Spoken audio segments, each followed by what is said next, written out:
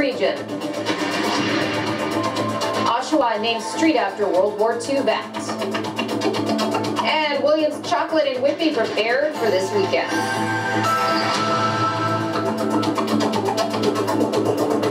Hello everyone, I'm Deborah Hutchison. His house was built at a time in North Whitby when Anderson Street was a dirt road, a new home for his bride and himself to raise a family. No town services. The man in our lead story dug a well and installed a septic system.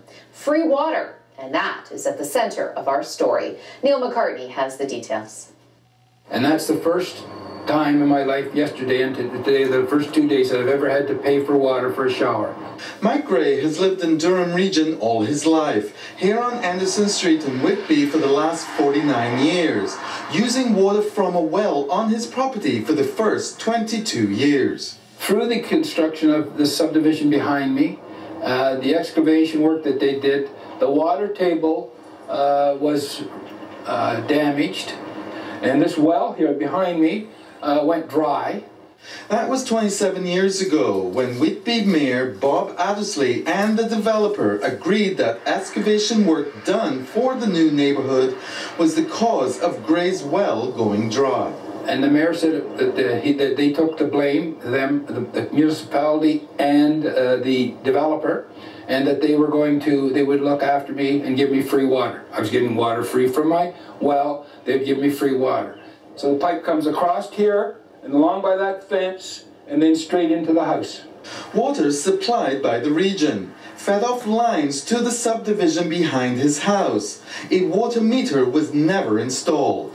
All those in favor? Fast forward to April 1st, 2015. Mr. Gray appearing before Regional Council.